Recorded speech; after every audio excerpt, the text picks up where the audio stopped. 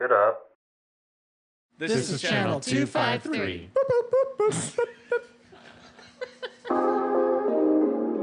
On this episode of the Grit and Grain podcast. Yeah, and then I think like the Mule down on South Tacoma Way, like really kind of forged a path down there. And he now has a place on 6th Ave as well. Howdy.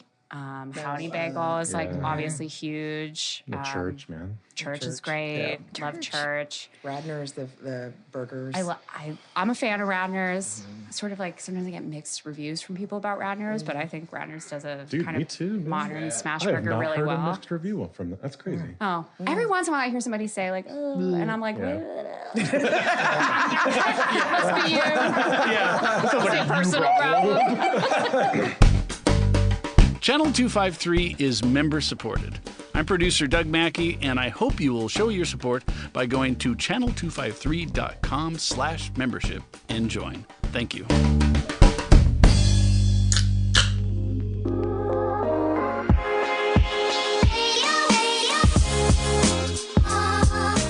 Welcome to the Grit and Grain podcast, where we explore and celebrate the craft beer industry, community, and history in Tacoma, Washington, and surrounding Pacific Northwest areas. Thank you so much for hanging out. Let's get to it. Hi, everybody. Welcome to the Grit and Grain podcast, coming to you guys from Peaks and Pints in Tacoma, Washington. Thanks for hanging out. My name is Matt McLaren. I'm here, as always, with Ron Swarner. Hello. How's it going, Ron? I'm great. I spent the morning thinking about where my breakfast came from. Was a grease trap involved?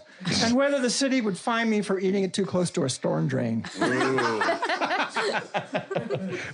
That's a great preview for this episode. Legitimate concerns. Our resident pro brewer and line cleaner, Bethany Carlson's on the mic. What's up, Bethany? Hi, what's up? I had a less eventful breakfast, not thinking about those things, but what a cliffhanger. I know, seriously. Doug's on the mic. What's up, Doug? I'm well. Last night I got some red vines at a high school football game, and they said on the back that they were artisanal. Really? What? Yeah, red vines are... Is that the right word? Artisanal? I guess. Yeah. Yes, it said they were artisanal. Wow. Red vines are That's what you had for artisanal. breakfast? That's what... kind of tasted it in the morning still. Well, yeah. Thank you guys for hanging out. Hopefully everybody's New Year's are going well. We're not doing anything like dry January, so we all got fresh beers in front of us. It's been a while since we've done like a super Tacoma-focused episode, and today is going to be just that. Ron, who are we talking to today? We're talking to Kristine Sherred, who is the talent behind the TNT Diner at the News Tribune, a Chicago-trained journalist now shaping how Tacoma understands the food and drink culture. Yay! Huzzah! Hi, Christine. Thanks so much for coming. Thank you so much for having me. Well, shoot, we have a million things to talk about. But before we do that, Bethany, what are you drinking? Structures Fuzz Mosaic. Me too. On it. I got some easy I think the three of us got the same thing. Yes, What I'm are you guys drinking drinking? Yes. Sorry. You're not bad. Very easy to get confused. You are. I am Phaedra. I'm drinking the coffee. I forgot who it was, though. Structures Thank Coffee you, Structures Forest. Coffee Oh, Forest. That's it. Structures And it's Stable. delicious. At Doug's recommendation, and it was a great Yeah, recommendation. it's delicious. Yep. And then, Ron, what did you pour Christine there? Reuben's Party on NA beer. Which I haven't is had this yet. Super good. It's great. I've been experimenting with the NA stuff out of curiosity, which maybe we'll talk about a little bit. And some are really awful. Agreed. True. Yes, you're correct. But there are some that are kind of good. So far, I was delighted. I already knew that Berliner had on tap a German one. I think they usually have a Bitburger NA. That just like, it's like the Germans have been doing this for a long time.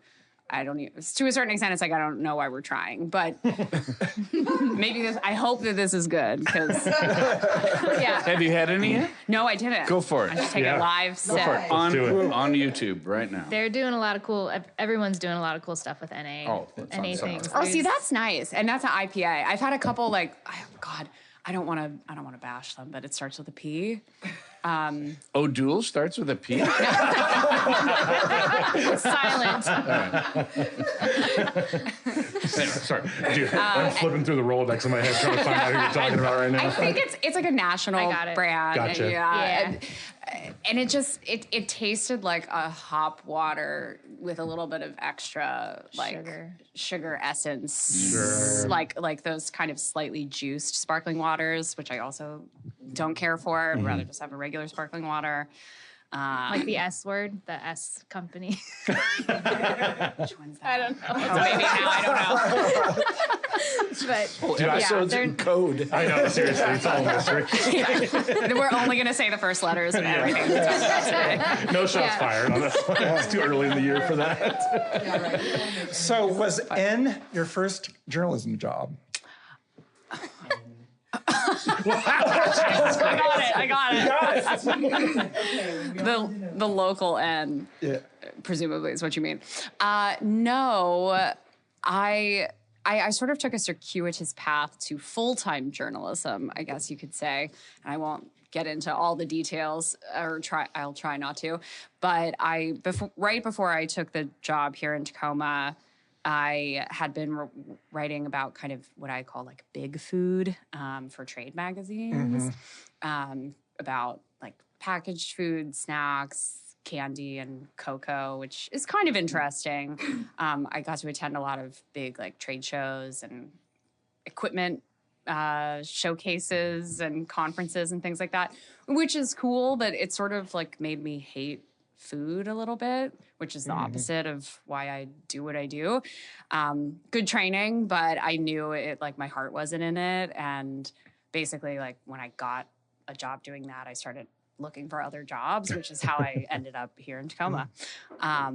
But previously I had done a lot of freelancing in Chicago, where I was based for about a decade, and mostly for free, which I don't recommend. Mostly now, I don't think that's totally legal, but anyways, so I was kind of like dabbling in food and drink writing while I was working, usually multiple jobs. I worked in restaurants and bars and for a liquor wholesaler for a number of years. And that journey kind of began working at a restaurant, and then I worked for an upstart distillery in Chicago many moons ago, and was kind of very connected to the food and restaurant world, found a niche for writing. And the best advice that a writer can get, I guess, is to find a niche, find something to be an authority on, so that you can be the one to tell those stories. And that's what kind of led me into the food and drink world. I went back to school as kind of a career transition. That's how I ended up in the trade world, and then found my way here to beautiful Tacoma, Washington. I actually was thinking about the N as New City, Chicago. Oh, I thought News wow! Tribune. You really, So is that your first job? you really looked back. Where'd you find this? He does this. He does Because do it's this. interesting Deep that you dives. started out in the alternative news weekly world. Yes, which is so like bittersweet because it's almost collapsed. Yeah, right. Did you just want to swear all the time and use curse words? You mean on this podcast? No, or? on the news in New City. I don't know if they like swore a lot, but they were irreverent. Yeah. Sometimes, I've been told a couple of times, quote unquote, this is a family newspaper. Really? It's an alternative news Well, weekly. not that newspaper, but I Okay. mean like the TNT. Oh, the TNT, yes. Yes. That there are sort of like old school legacy news things that Sure. you just don't do, and Yeah. all weeklies definitely have a different personality. For sure. I guess that was my first kind of real foray into the journalism world outside of school. that was unpaid. But you actually wrote a beer story when you were there. I did. Oh my God! Wow, you really do. This is crazy. What beer store does is this. He does do this. It was a profile on the brewery, right? Yes. So the distillery that I worked for, which I started working for free, and then eventually they paid me paltry sums of money in retrospect, but I was young and free. Building a resume. Yeah. Totally. And at the time, I was also living with my sister in Chicago, which, like, the best thing you can do is not pay rent. I think I had more money then than maybe I've ever had. So I was working at this distillery, and it just so happened that in this kind of old brick warehouse building and what at the time was kind of a quiet part of Chicago, this distillery opened, and like a year prior, this German-focused brewery had opened. And at the time, you know, gosh, this was 2010, so the beer world was like a completely different place. There weren't, even just from like 2010 to 2015, the number of breweries in Chicago like just ballooned. Everywhere. So this place, Metropolitan Brewery, it was called, and I say was because sadly they had to declare bankruptcy and had a whole host of problems that caused them to close just a few years ago, a couple years after COVID, which was sad because they really kind of like, were a huge part of the Chicago beer scene in the 2010s.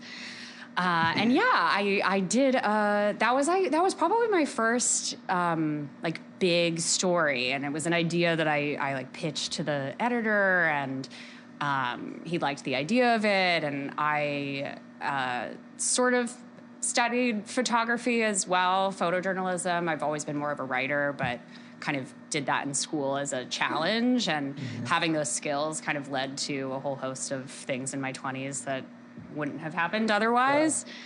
So I spent a few days with the brewers, and in some ways I was kind of like I don't know, in retrospect, maybe a little bit of a life-changing thing. You hang out with brewers and you realize like, wow, they drink beer at 10 a.m.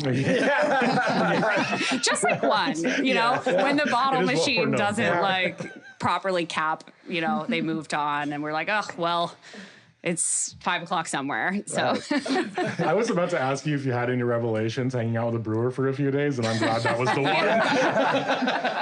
They start drinking really early. Are you a beer drinker? Did you drink Bourbon County all the time when you were there? Oh my gosh. In Chicago, probably only like a couple of times. Okay. Chicago's got a great beer scene, man. Yeah. Off Color's there. Forbidden Roots is like Is so Revolution good. there? Revolution is Yes. there. Yeah, that's one of the bigger ones now. Yeah. Pipeworks is great.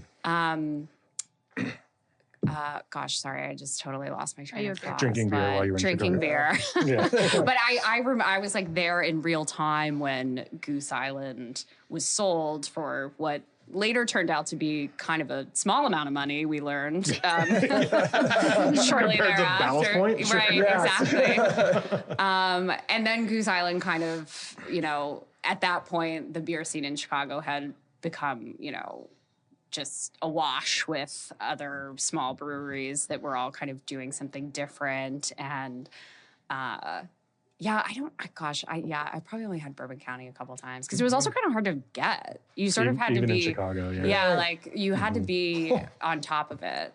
And then there was also the brewery in Indiana, Three Floyds, that had moments of just like utter chaos. I never did go to the Dark Lord days. Yeah. That's on my list. I guess they still do it. Yeah. But yeah, great. I mean, great region for beer. In Wisconsin and Michigan, tons of cool stuff. Virtue, the Goose Island guy took his winnings and opened Virtue Cider. Yeah, that's right. Lots of fun stuff to explore and pilgrimages to get gosh, I'm blanking on the name, but the Wisconsin brewery that's like only in Wisconsin. New Glarus, Thank you. Which like is like good, but man, people like there were times when we would stop and just like buy so many 6-packs of New Glarus beer. Totally. Because like you just you just had to. You have to. And like if somebody knew that you had come from Wisconsin and you didn't bring them a 6-pack of New Glarus, they would like shame you. Yeah. So Chicago is one of my favorite cities. I've visited a few times, and the Cicerone certification program is based there. So if Also you want to be a true. sommelier of beer and you fail twice like me, you have to go to Chicago to finish. yeah. So that was a fun visit. There were times when I wanted to pursue that, or at least like the entry level thing. Cause there were some, I don't know how common it is now, but there were some bars in Chicago where they would like require their staff Sure. to at least pass the entry level certification. It's definitely not as common now, especially post-COVID. Pre-COVID, it was a little bit more common. Like if you were in like a big, dense metropolitan area that had a lot of really good breweries, that might be more common. Yeah. But yeah, these days it's not as much. I got a ton out of the program, but honestly, visiting Chicago was a great excuse to just visit Chicago and go hang out. Yeah. It's definitely an eating and drinking town. Totally. There's like nothing else to do. I mean, there's like a lot of art and obviously a beautiful lake front and stuff. Ferris Bueller says otherwise. Yeah. So you came to Tacoma for this job specifically? Yes. Which sometimes people think is wild. It was kind of wild. I had never been here before. I was going to ask if you had visited, because it does sound wild to be like a total 100% transplant and not know anything about Tacoma. Yeah. I mean, I did a lot of research as a journalist, as one does. There's a lot of cars on fire in Tacoma. Yeah. That's crazy. There were a couple of friends and family who would like, do a quick search on Tacoma and then kind of come back to me and be like, should you? sure? Are you sure? Yeah.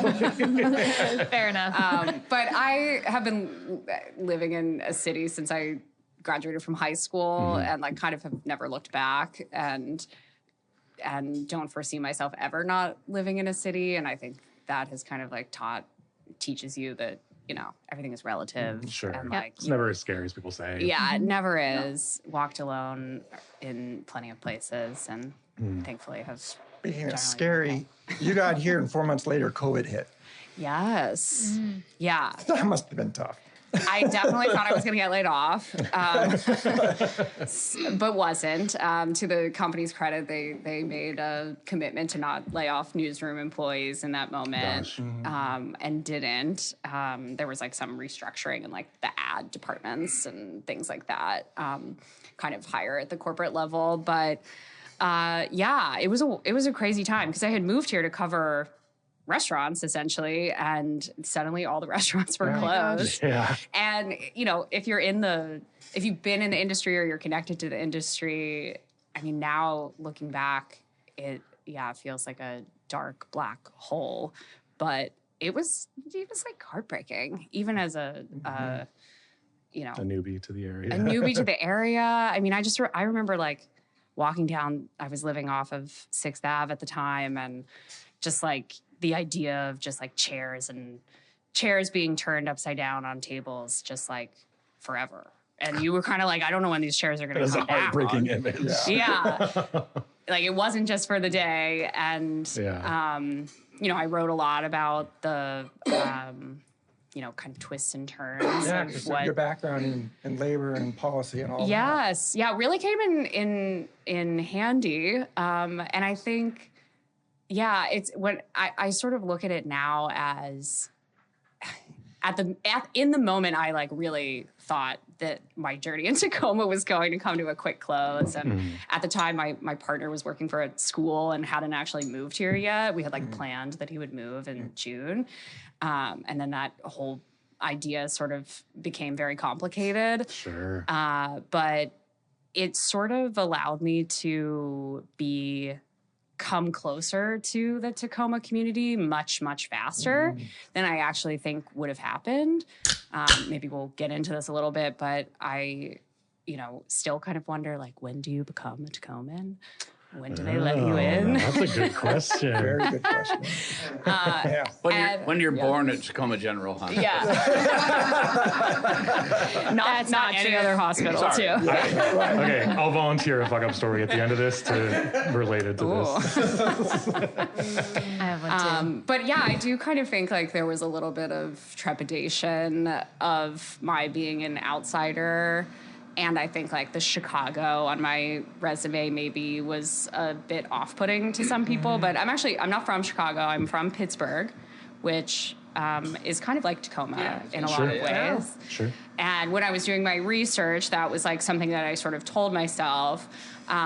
Chicago's a great city, and I think, if something took me back there, I wouldn't be opposed to it. But over time, I sort of felt like there's like different kinds of energies in cities, and Pittsburgh is kind of a city that has an energy that it's like on the make, right? And like there are always pockets where you can like make something of yourself or for yourself or for the community, et cetera. And in Chicago, not that doesn't happen, but like it's such a densely populated city that's been established for so long that it sounds like a more daunting idea in Chicago. Yeah. The media landscape is different. Like the restaurant world, like over time, I also kind of grew tired of just like PR companies and in like media dinners and just, all of that. And that was like pre-influencer too, kind of. And like, I think maybe, I don't know, a handful of times I've been contacted with a relevant PR pitch here in Tacoma. Like people can't afford the PR campaign. So they just like grassroots it. But yeah, I think the pandemic, it kind of like it just switched the kinds of conversations that I had to have with people. I basically had to ask them like how they were going to save themselves. And it sort of fast tracked, I think, my ability to do the work. And I hope sort of allowed me to cultivate a trust that I think just would have taken longer to build. Yeah. As a journalist, so like mentioning the difference between like the vibe of someplace like Pittsburgh or Tacoma for that matter and Chicago, as somebody who works in journalism, do you feel like that's related to the level of impact you could potentially have on a city or community? Rephrase that. So for instance, in Tacoma, question.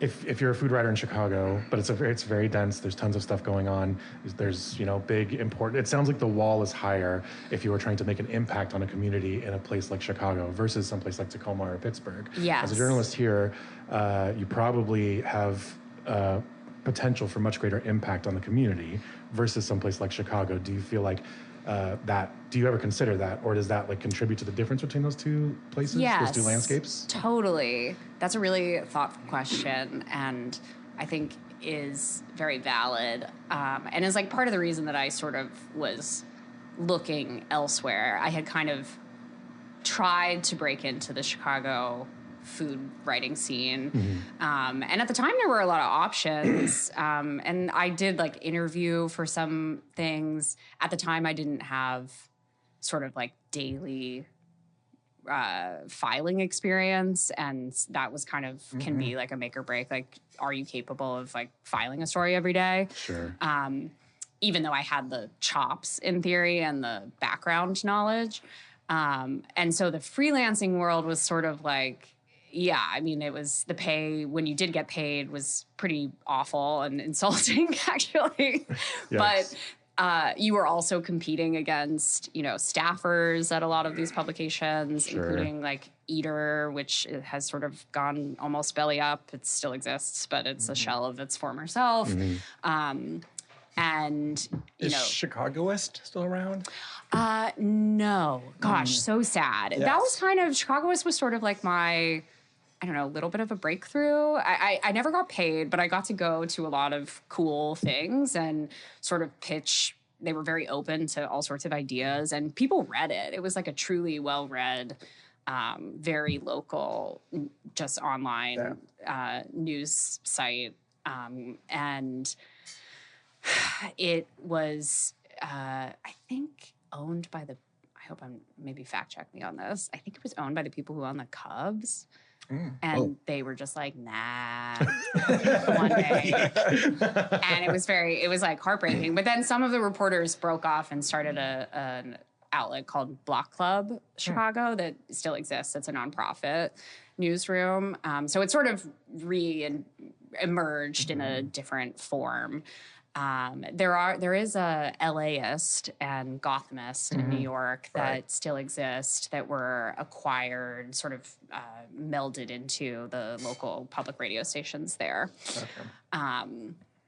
But yeah, I think in Chicago, like it's funny that we're talking about this today because I was just going through some old stuff that for some reason, like just a filing cabinet full of things that you're like, why do I have this piece of paper?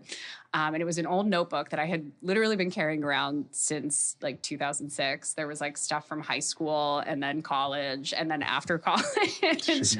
And like almost up until, it was like one of those weird little notebooks that you just kept in and for some reason didn't use more than 3 pages at a time and then kept coming back to it. And I was just looking back at some of the like food and drink story ideas that I was thinking about at the time and pitching. And they were just like so wildly different from anything that I would write for the TNT. Yeah. A lot of just like trend stuff, which is still relevant in the food and drink world, largely for like national audiences, or some of these like niche publications like Punch or places like that cover those kinds of things. But here it definitely, it is such a tight-knit community, and I feel like I have tried to, like, there's a part of me that I want, as a journalist, you're not supposed to like insert yourself into things, but like, I think anybody who reads my stuff can tell that I care like on a personal level. But I think that's a good thing. And you do have a little bit of leeway. I'm sort of a columnist in a way. So I do have some freedom in that regard. But I just like, I love the stories of why people do what they do and why people open restaurants I'll never understand, even though I talk to them every day about it. Because it's just wildly difficult and expensive, and it'll just like tear your heart apart. It's hard even talking to people sometimes about it, but they're so passionate. And I think, those like stories, interwoven into a, beautiful blanket of, tell the story of a city, right? And sort of the ebbs and flows of it are really interesting. I think, we don't kind of talk enough sometimes about like the economic impact of bars and restaurants and breweries and all the rest. And then, what they say about a community and, the people who open them. And yeah. So I don't know if that totally answers your question, but actually, it did quite a bit. So this is not a thoughtful question, but we have to get to it after a break. Okay, because Doug's at break time. Hang on for just a minute. I know we've done a lot on Chicago because I do love Chicago, but we're gonna talk about Tacoma in just a minute when we come back from a break. Happy New Year, Grit and Grainers. This is producer Doug at Channel 253, imploring you to check out the other podcasts on the network. And if you feel so moved, please become a member of Channel 253, especially if you're in the 253 area code, the Tacoma area. It's $4 a month or $40 a year. You can go to channel253.com/membership to join. All right, cheers. Welcome back, everybody. Thanks for hanging out during the break. As always, a shout out to Doug, our wonderful producer. Thanks, Doug. For making us sound good every single week. And to Chris for putting us on video every single week. If you guys haven't yet, go to YouTube and find the Grit and Grain podcast and follow along on video. You can pretend like you're sitting right here eating donuts with us. Tell us about these donuts, Kristine. Cool. Oh, sure. So they're from, I was down in Lakewood earlier today, and I love Lakewood. It's just the best for food. And they are mochi donuts that used to be in a whole circle, but you can kind of like pull each part a piece. So they have like a little bit of rice flour in them, and they're kind of like airy and chewy, really chewy. And then they come in fun flavors. We have like an ube one here and a lotus biscoff. The place is called Sticks Dough with 2 X's, STIXX. I don't know why. It opened as a mochi nut franchise, and then they kind of went independent. They're so good. Thank you so much. Yeah, Thank you. Gotta bring treats. Before I forget, extra shout out to Washington Beer Blog. Speaking of news and written news. Yeah, you just talked about the hop mob. Yeah. Coming back to Rubens. Which is awesome. Triple Speaking of IPAs. I know. There's still weirdly an appetite for it. And So all the breweries are just putting them out right now. yeah. So shout out to Kendall for putting on like one of the best big beer events ever. And for keeping everybody up to date on what's happening in the big general beer world around the Northwest. All right. Ron, you had a question before we went on break. What was that question? Oh, well, yeah. What are we drinking? I'm sorry. Lad and Lass barrel aged year 3. So they put out barley wine every year, and then they age it for a year and put that out the next year. Wow. It is lovely. It's lovely. Goes great with a donut, man. Yes, it does. Yeah. Seems like a perfect pairing. They're both chewy. I have Single Hill Rumored Extinct Red IPA. Ooh, that is a gorgeous coppery color. It is. Is that what you have too, Doug?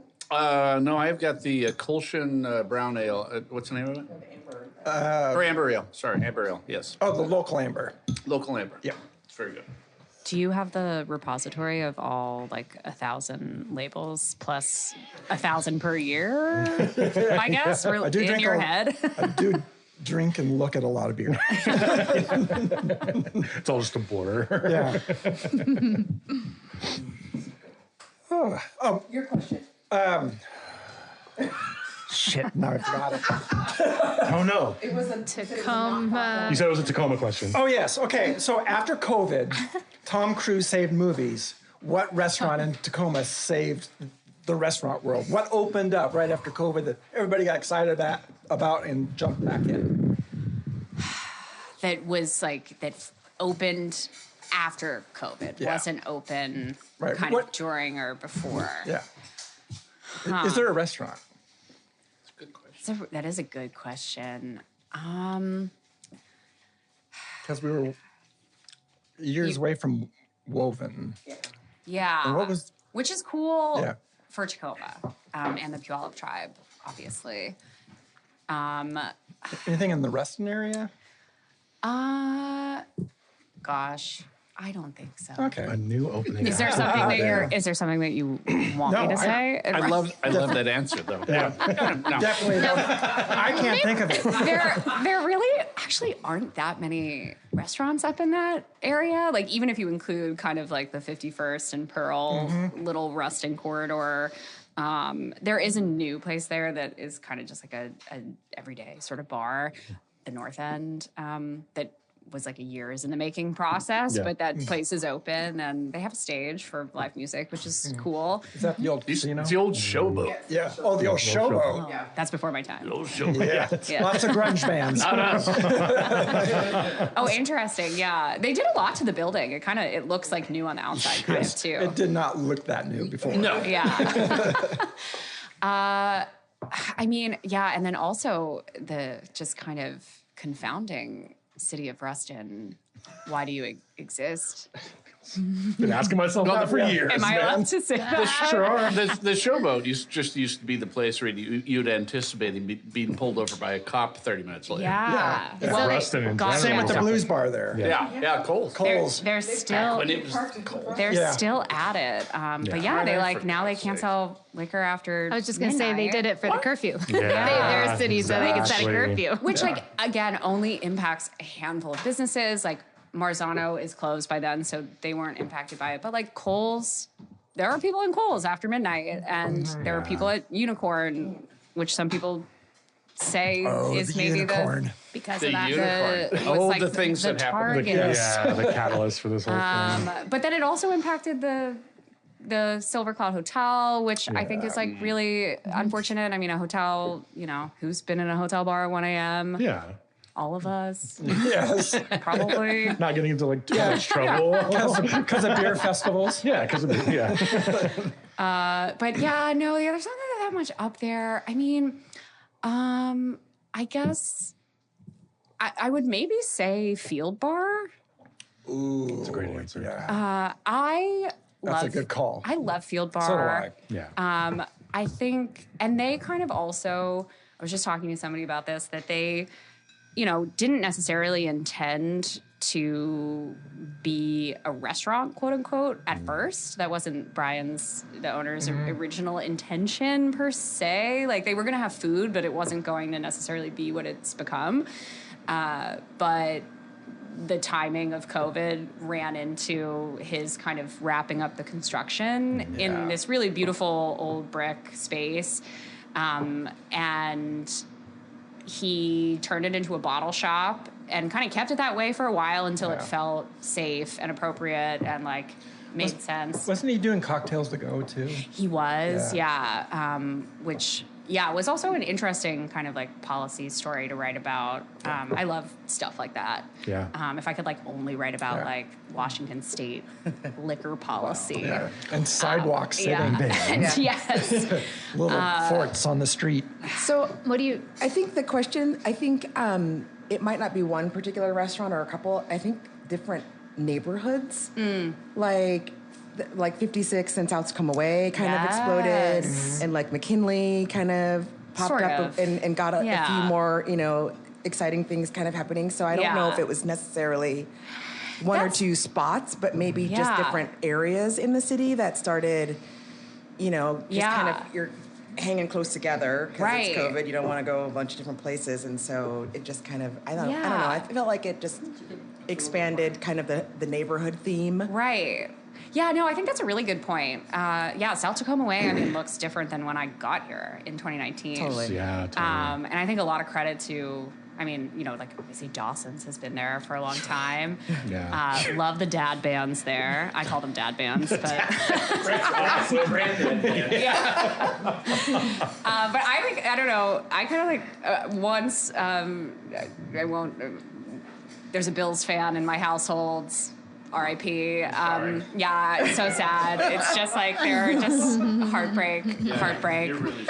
And I'm from Pittsburgh with a great hockey and football team, terrible baseball team. Anyways, Dawson's is great because, even if you have never been in there before, the bartenders treat you like a bartender should, like a regular. And I was in there once a few years ago when the Bills were playing on Thanksgiving morning at, whatever time it started on the West Coast, 8 a.m. On Thanksgiving Day. And I don't think I had ever been in a bar on Thanksgiving Day, especially not in the morning. And... it was great. People had 4 vodka sodas and left at 11 to go home and as we were finishing watching the game. And just, they're super funny in there. But also I think credit to, so there's those old school places, the Airport Tavern kind of holding it down. Didn't you write about Han's place? Yes. Oh gosh, that was one of my favorite stories that I've read. Oh my gosh, that place has been there forever. Yeah, since the 40s. Yeah, I think. Yep. And the lady who was running it had just kind of went into it solo in the 70s and turned it into a money-making machine. I sadly don't know if it's as busy as it used to be because it really was one of those places that was the place because of the people. Yeah. And the chicken is great. And the chicken is still good, I think. It's sort of, hard to mess up the pressure fryer. It's usually pretty high on the list of what's your favorite fried chicken in Tacoma. Han's is up there. Often is at the top. And it's they have the space is sort of stuck in time. Oh, for sure. And the sign is awesome. I learned from the longtime owner who sold it a few years ago that it fell off once and it was hanging by a thread. And they called in, emergency friends to help hoist it back up. But those neon signs, there's a lot of those cool neon signs around Tacoma. And then I think the Mule down on South Tacoma Way, really kind of forged a path down there. And he now has a place on 6th Ave as well. Howdy. Howdy Bagel is like obviously huge. The Church, man. Church is great. Love Church. Radner's, the burgers. I'm a fan of Radner's. Sort of like sometimes I get mixed reviews from people about Radner's, but I think Radner's does a kind of modern smash burger really I have not heard well. a mixed review from that. That's crazy. Oh, every once in a while I hear somebody say like, "Oh," and I'm like, "Must be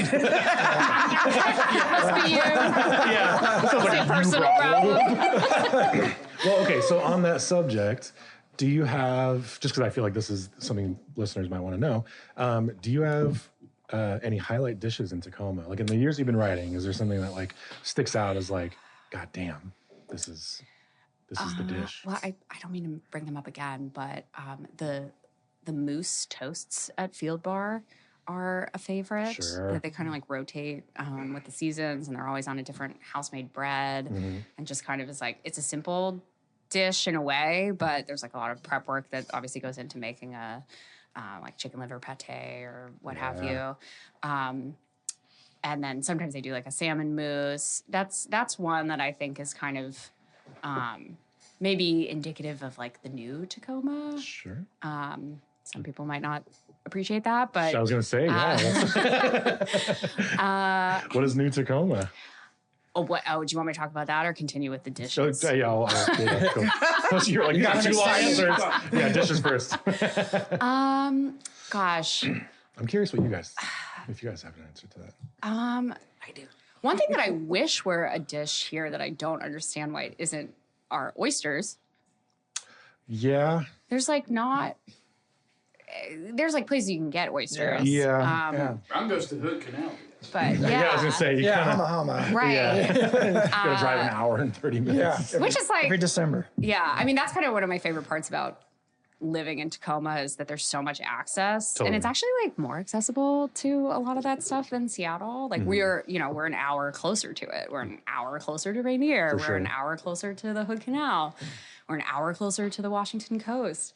But yeah, I don't understand why there's not like oyster, like the new lobster shop since they updated it. They probably have the biggest like daily selection of oysters you can find in town. Just the proximity and like it's just kind of confused me, but I think it's sort of like I don't know, maybe like just a socioeconomic like thing. How's the new Johnny's with oysters? That's a good question. I don't know. They probably have oysters. It's probably Rockefeller. Yeah. They might not do raw, actually. It is a bit complicated with the health department to do raw stuff, any stuff. Let's see, other like signature dishes. I don't know. Tacoma is kind of funny in that regard that I don't know that there is kind of like any defining thing. Sure. I mean, I think not being from here, there's a lot of sandwiches. We're sitting in a sandwich place known for its sandwiches. One of the better ones, And I've told other people this, so this isn't news if people like follow me closely, but my sort of maybe controversial hot take is that I think the Peaks and Pine sandwiches are the best of the group. Of the group. Thank you very much. Shots. I think you would have a lot of folks agreeing. Yeah. And you have the smallest kitchen. Of the 3, yes. Yeah. It's true. Suck at everybody else. Second, Robbie and Justin. What's your excuse? Which I think goes to show that like you don't need a lot of space to do good things. For sure. And I think, sometimes I feel like that kind of like, creativity can be somewhat lacking here. But a lot of it has to do with the bread. Tacoma's bread game is very confounding. And by that, I mean, there isn't really bread here. And we had it for a second, and then it sucked really hard. That was very That's early. why we can't have nice things. Are you talking about Wonder? Wait, Oh my God. it's now just like a gym, which I feel like is such a bummer for that cool restored We were building. so close to a great bakery. Is Tacoma a food city? Now we're... She's not going to answer that. Dude, Next. No. I mean, That's it. That's the question she does not want to ask. 38th Street. And, You mean like the Lincoln District?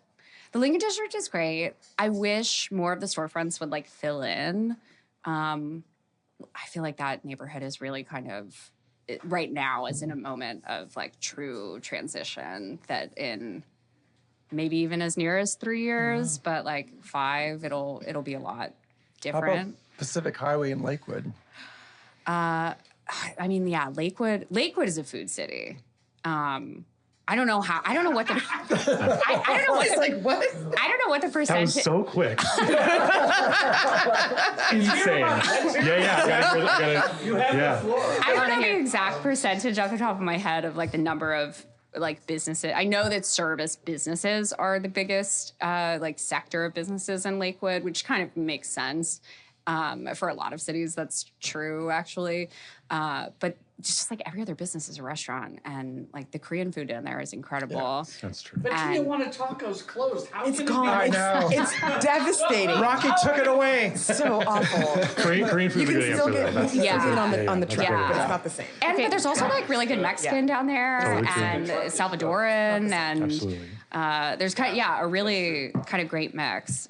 Bloom Thai is like one of the nicest, sweetest places that's opened in recent years. That's next to H&L Produce. Yeah.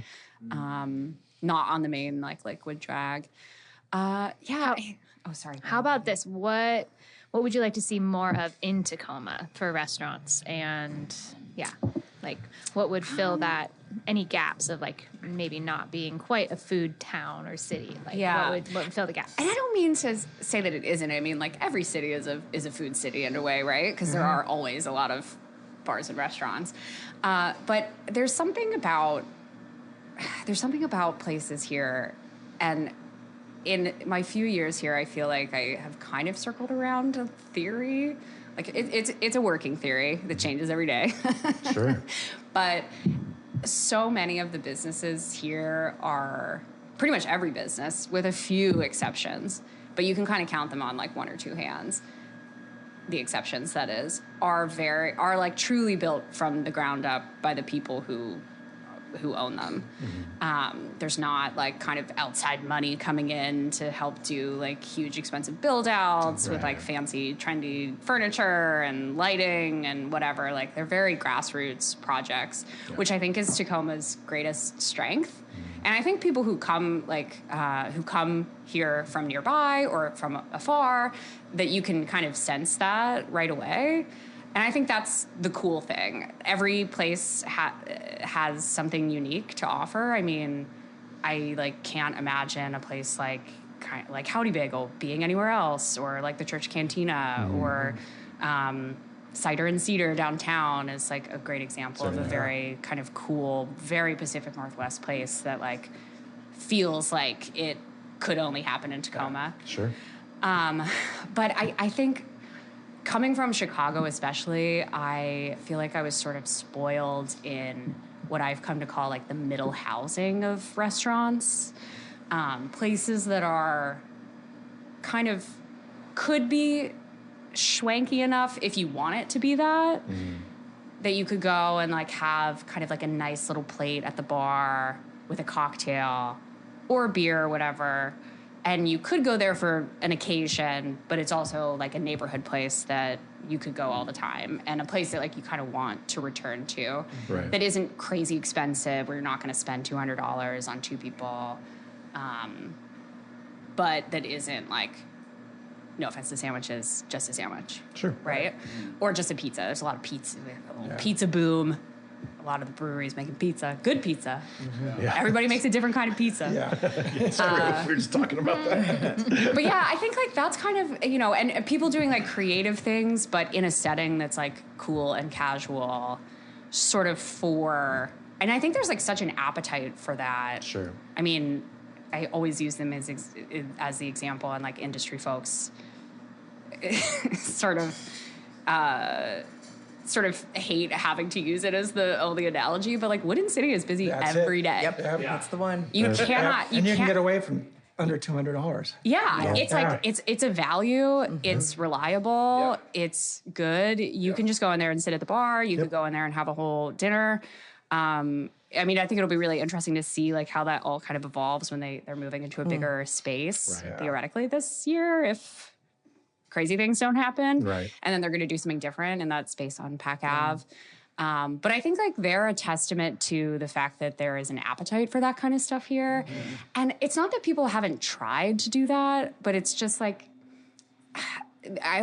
sometimes, not always, but there are some examples of places that have opened within the past few years that I feel like have, like they're like 80% there. Sure. That it's kind of like there's sort of this missing like 10 to 20% where it's like if you just did this, or if you like were able to do that. Right. And sometimes it's like I have to sort of hedge my thoughts because sometimes it's like it's potentially a financial reality. Like they just didn't have the money to like change the space enough to make it look different from the place that was in there before. Or, you know, I think staffing has just become a complete cluster since the pandemic. Sure. And it's somehow, nobody's really talking about that anymore, but I think that's still like a daily struggle for every restaurant. And I think a city like Tacoma is also sort of in a space where like the talent pool is just different. And I don't necessarily mean that in a bad way, but like, if there's a pipeline of ambitious places that staffs can come up through, that also I think impacts the scene. That's like the answer to me. Yeah. Like that it's funny because I've talked about this a lot with people, and we've talked about how the beer scene often is just crushed so hard by bad owners treating good brewers poorly, and then it just gets shut down. And so, like, there's people in this room who have been affected by that sort of thing. Yeah. And that's a huge bummer.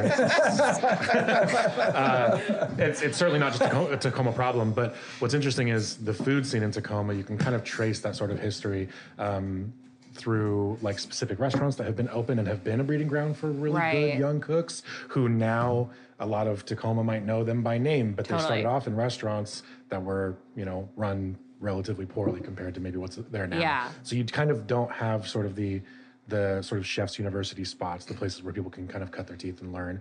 I think we're getting that a little bit now, but it doesn't totally feel like an ecosystem that's feeding itself yet. Right. Yeah. Yeah. And I think that's sort of like an unseen part of the world that the average customer might not ever think about. Nope. But yeah, I you know, honestly don't write about kind of like service and don't like do that kind of sort of criticism side of things that often. I wish I did more of it and sort of have plans to get into it now that I've been here for a few years. But there's, you know, I'm just one person and there's a lot to keep up with, which is good. And there's a lot of good energy, but yeah, I think about those things a lot and think that in time it will hopefully get there. Sure. But I think there is an element of Tacoma that is sort of like, I don't know, like it's sort of like battling itself in a way. And maybe this is just my perspective as somebody who's not from here, but like I said earlier about like, when do you become a Tacoman? Yeah. I have sort of felt like there's a little bit of like a weird gatekeepiness to like the Tacoma food and restaurant and bar scene. That there's like a little bit of trepidation of quote unquote outsiders. Sure. But a lot of the people who have opened places in the past, you know, in the time I've been here in 6 years, they're not from here, but they moved here, like often before they opened a business here. And they chose to live here. Nobody forced them to come to Tacoma. Right. And, you know, so a lot of them are raising families and, you know, have invested in property and really care about Tacoma. It has a way of drawing people in. Sure. And I think there's kind of sometimes still a little bit of tension about that. Yeah. But I also think that it has, like, to your point about maybe like bad owners of yesteryear, that has also kind of translated into an interesting like owner-operator model that is really inspiring here of people who were kind of like, I don't see the place that I wish I could work at in Tacoma, so I'm going to build it myself. Sure. And that's really awesome too. Yeah. Man, wish we have so much more time. Yeah. If you happen to have a fuck up story, now is the time. All right, Grit and Grainers, I'm Sean Jackson, and I fuck up all the God-blessed time, as we all do. So, please do regale us with your fuck up stories. So tell me more about like the premise of this. If you okay, so the standard. I do have one, but it's not of the normal vibe. But the standard generally is set by one of our older co-hosts who has a story where he almost died like every other week, it seems. Yeah. But anything that you might have just royally messed up yourself, since we're all human, and it happens so often in the beer world. Yeah. Gosh, this isn't really like that crazy, I guess. But in my first serving job, it was a BYOB place. This is in Pennsylvania, where you can do that. I wish that was a thing here. They're the best. I mean, you can, but like, there's like a corkage fee or whatever. Yeah. But my mom had bought me, in great support of my, at the time, probably very strange to them, pursuit of working in a restaurant as a college grad. Had bought me a wine key that like she probably thought was like a nice wine key. And maybe it was, but I was chatting with this family and while I was opening their bottle of wine that I had been trained to open by a colleague who had much more experience doing such a thing. I was young at the time. And I was like chatting with this family, thought I was being cool, and I'm trying to open this bottle of wine that they brought. And all of a sudden, like, I have the corkscrew in the cork, and then all of a sudden, like, I don't know, the rest of the wine key just, like, disappeared. It just, like, flung many feet into the air. It had just come detached from the metal part that was, like, already in their bottle of wine. Sure. That, mind you, I can't replace because we don't sell wine. And just kind of, like, looked at them and was like, I'll be back. Yeah. And just they kind of chuckled about it. I go to the kitchen. There's like a multi-person effort to remove this corkscrew without ruining the bottle. And somehow magically, I don't know if there were like pliers somewhere or what, but the kitchen staff who always saved the day somehow got the corkscrew out and the bottle of wine was saved. And we laughed about it, and I think they gave me an okay tip. And then you called your mom, and you're like, Mom, Dude, what the hell? excuse me. Well, at least you didn't lose a finger or a thumb or whatever, right, Matt? Or it didn't impale in someone's neck. Here's a quick one. Quick one. Since we're doing a Tacoma-focused episode, and we brought up Lakewood, they're obviously very famous, like examples of like rival cities in media, like Springfield and Shelbyville, or Pawnee and Eagleton and Parks and Rec, and Lakewood's always kind of been like that with Tacoma, for better or worse, kind of. But Cops? maybe. You guys would agree. Shut up. So I've been like Mr. Tacoma my whole life, and pretty much every extracurricular activity I do is like for the benefit of Tacoma as much as I can help enrich it. But I was fucking born at Lakewood General. Yeah. Not from here. Jesus, does that hospital even exist? Not from Nope, here. they tore it down the next year. Wait a minute. I know. So I don't know when you become a Tacoman, and I'm still working on it. Yeah. Yeah. All right, Grit and Grainers.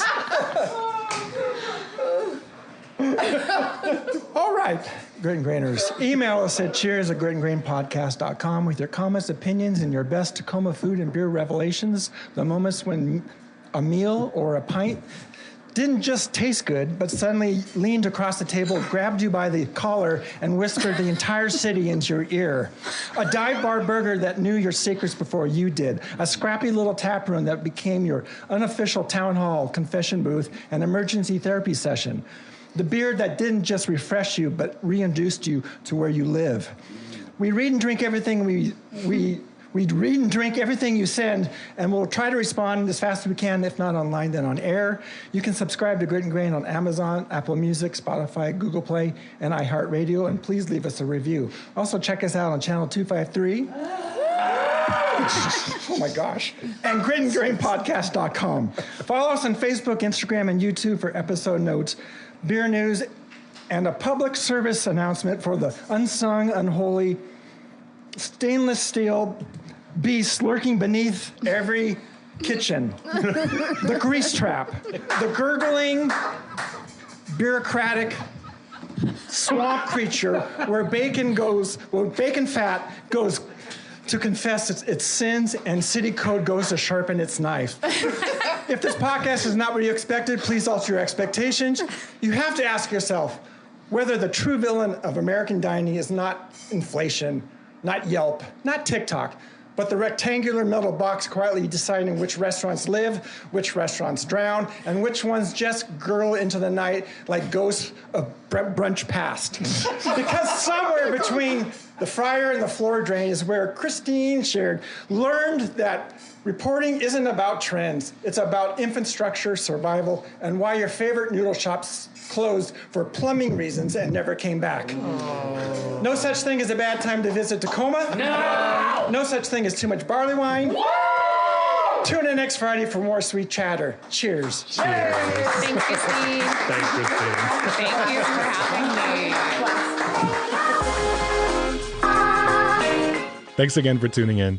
Don't forget to follow us at Grit and Grain Podcast wherever you get your social media and catch new episodes every Friday. Cheers.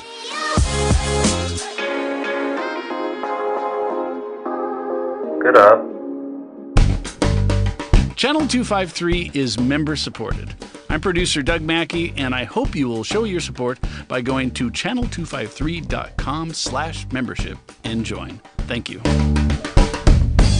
Grit and Grain is part of the Channel 253 podcast network. Check out our other shows: Nerd Farmer, Move to Tacoma, Interchangeable White Ladies, What Say You, Citizen Tacoma, and Kitchen 253. This is Channel 253.